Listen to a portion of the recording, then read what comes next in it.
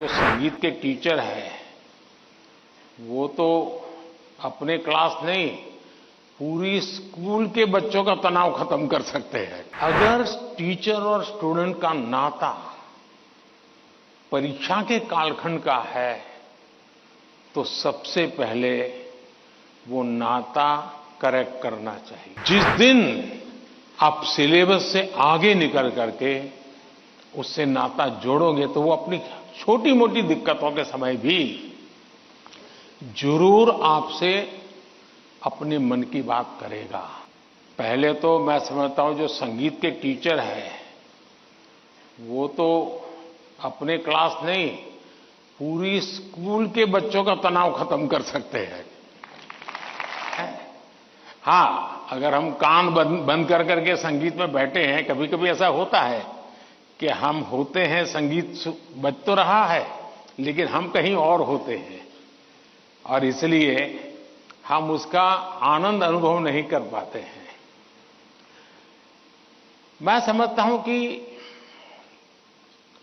किसी भी टीचर के मन में जब ये विचार आता है कि मैं स्टूडेंट के इस तनाव को कैसे दूर करूं, मैं हो सकता है मैं गलत हूं लेकिन शायद मुझे लगता है कि टीचर के मन में परीक्षा का कालखंड है।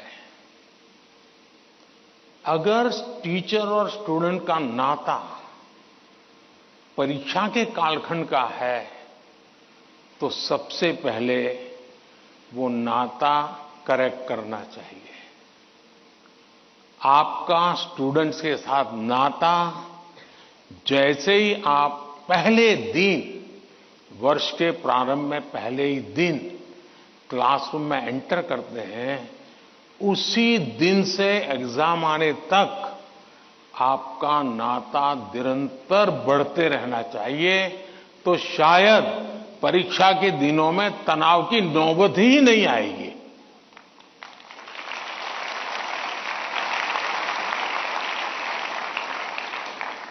आप सोचिए, आज मोबाइल का जमाना है, स्टूडेंट के पास भी आपका मोबाइल होगा ही होगा।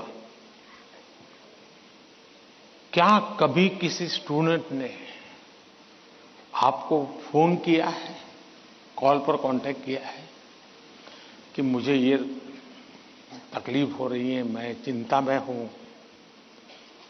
कभी नहीं किया होगा। क्यों? क्योंकि उसे लगता ही नहीं है कि मेरी जिंदगी में आपका कोई विशेष स्थान है। उसको लगता है कि आपका मेरा नाता सब्जेक्ट है, मैथ्स है, केमिस्ट्री है, लैंग्वेज है। जिस दिन आप सिलेबस से आगे निकल करके उससे नाता जोड़ोगे तो वो अपनी छोटी मोटी दिक्कतों के समय भी जरूर आपसे अपने मन की बात करेगा। अगर ये नाता है तो एग्जाम के समय तनाव की स्थिति पैदा होने की संभावना ही खत्म हो जाएगी। आपने कई डॉक्टर्स देखे होंगे, उन डॉक्टर में डिग्री तो सबके पास होती है लेकिन कुछ डॉक्टर्स जो जनरल प्रैक्टिशनर्स होते हैं वो ज्यादा सफल इसलिए होते हैं कि पेशेंट आकर के जाने के बाद एक आध दिन के बाद फिर उसको फोन करते हैं कि भाई आपने वो दवाई ठीक से ले ली थी, कैसा है आपका? वो दूसरे दिन अपने अस्पताल आएगा तब तक इंतजार करने के बजाय बीच में एक आध बार बात कर लेते हैं और वो बॉन्डिंग होता है ना, वो उसको आधा ठीक कर देता है। आप में से